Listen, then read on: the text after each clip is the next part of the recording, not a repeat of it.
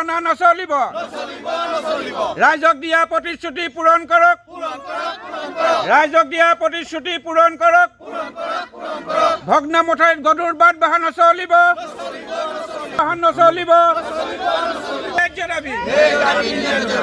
সাগৰ জিলাৰ আমগুৰি ঘাটৰ এই অঞ্চলটো এক ঐতিহাসিক অঞ্চল। এই ঐতিহাসিক অঞ্চলৰ আমাৰ আমগুৰি ঘাটৰ মথাউৰিয়েদি ৰাতিপুৱাৰ পৰা ৰাতিলৈকে হাজাৰ হাজাৰ মানুহ অহা যোৱা কৰে। এই অহা যোৱা কৰা মানুহখিনিৰ লগতে আমাৰ ONGC কৰ্তৃপক্ষই যিখিনি ক'লে যে তেওঁলোকৰ তেলখাটটো ইয়াৰ পৰা ডেষ্ট্ৰয় কৰিব আৰু লগতে আমাৰ মথাউৰিটো মেৰামতি কৰিব আৰু তেলখাটলৈ যোৱা ৰাস্তাটো বনাই দিব। কিন্তু তেওঁলোকৰ কাম আৰম্ভ কৰিছে। আমাৰ ত্ৰিপাক্ষিক এক আলোচনা হৈছিলে। সেই আলোচনাৰ মৰ্মে আমাৰ এই সিদ্ধান্ত লোৱা হ'ল যে ৰাস্তাটো তেওঁলোকে মেৰামতি কৰিব আৰু বনাই দিব আৰু লগতে তেলখাটলৈ যোৱা ৰাস্তাটোত এটা কালভাৰ্ট দিয়াৰ কথাও কৈছিলে। কিন্তু তেওঁলোকৰ কাম আৰম্ভ হৈ গ'ল। আৰম্ভ হৈ এতিয়া প্ৰায় 70% কাম শেষ হৈ গ'ল। কিন্তু তেওঁলোকে আমাৰ যিটো 800 মিটাৰ দৈৰ্ঘ্যৰ যিটো আমাৰ মথাউৰি ৰাস্তা, সেই ৰাস্তাটো আজিলৈকে এটা শিলগুটি দিয়া এটা মেৰামতি কৰা আমি দেখা নাই।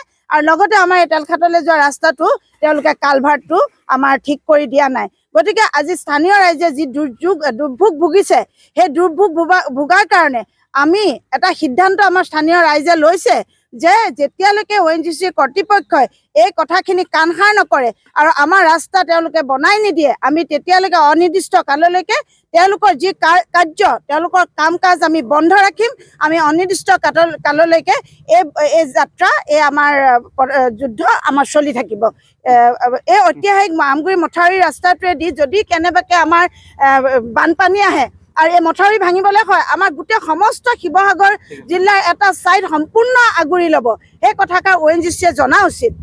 নৈ আমগুৰি ঘাটৰ যিটো মানে নৈ কিনাৰত এটা তেলখাট আছিলে, খাটটো আছিলে সিটো পাৰত, কিন্তু নৈ গৰাখহনীয়া হোৱাৰ কাৰণে এইটো পাৰলৈ লৈ খাটটো গুচি আহিলে। অহাৰ পিছত ONGCয়ে কি কৰিছে, ONGCয়ে ইয়াৰ পৰা খাটটো মানে উঠাই নিব লৈছে। উঠাই নিবৰ কাৰণে আমাৰ তাত কোনো আপত্তি নাই, ONGCয়ে উঠাই লৈ যাওক। কিন্তু ONGCটো বহুত টকা লাভ হ'ব। গতিকে লৈ পেলাই আমাৰ যিটো মথাউৰি আছে, দিখৌৰ মথাউৰিটো তেওঁলোকে মানে ডাঙৰ ডাঙৰ গাড়ী ইয়াত উঠাই পেলাই লৈ আহিছে। আহি পেলাই কেৰেং হওক, ট্ৰেইলাৰ হওক, বৃহৎ এখন গাড়ী উঠাই দিছে। উঠাই দিয়াৰ তেওঁলোকে আমাৰ গাঁৱৰ ৰাইজক মানে এটা প্ৰতিশ্ৰুতি দিছিল যে মথাউৰিটো আমি বনাই ল'ম, বনাই লোৱাৰ পিছতহে আমি এইফালেদি গাড়ী ঘোঁৰা নিবলৈ খাটত আমি কাম কৰিম। তেওঁলোকে মথাউৰিটোৰ ওপৰত মানে এটাও শিলগুটি নেপেলোৱাকৈ তেওঁলোকে ডাঙৰ বৃহৎ এখন কেৰেং উঠাই দিছে, ট্ৰেইলাৰ উঠাই দিছে। উঠাই দি পেলাই খাটটো মানে তেওঁলোকে কাম কৰিব লৈছে। তাত আমাৰ আপত্তি আছে কি মথাউৰিটো মানে এটা বাৰিষা দিনত বৃহৎ এটা ভাবুকি আহিব। আৰু এই ভাবুকি অহাৰ লগত মথাউৰিটো যদি কিবা কাৰণ ভাঙিবলৈ হয়, কাষত লাগি থকা দাঁতিকষীয়া যিকেইখন গাঁও আছে, গোটেই গাঁওখিনি আপোনাৰ নামটি চাৰিআলিলৈকে বুৰিব। আৰু ওচৰতে আছে আমাৰ ঐতিহাসিক ৰংঘৰ, কাৰেংঘৰ, গোটেইখিনি মানে পানীয়ে ধুই পেলাব। গতিকে লৈ পেলাই আমি ONGCক মানে কৰ্তৃপক্ষক এটাই মানে অনুৰোধ যে তেওঁলোকে আমাক ৰাস্তাটো বনাই লওক। তাৰপিছত আমাৰ গাড়ীখিনি তেওঁলোকে আনি পেলাই তেওঁলোকৰ কাম তেওঁলোকে কৰক। তাত কোনো আমাৰ মানে বাধা কৰিবলগীয়া নাই। তেওঁলোকে ৰাস্তাটো নবনোৱালৈকে আমি তেওঁলোকৰ মানে কাম বন্ধ কৰি ৰাখিম বুলি পেলাই গাঁৱৰ ৰাইজে সিদ্ধান্ত লৈছোঁ।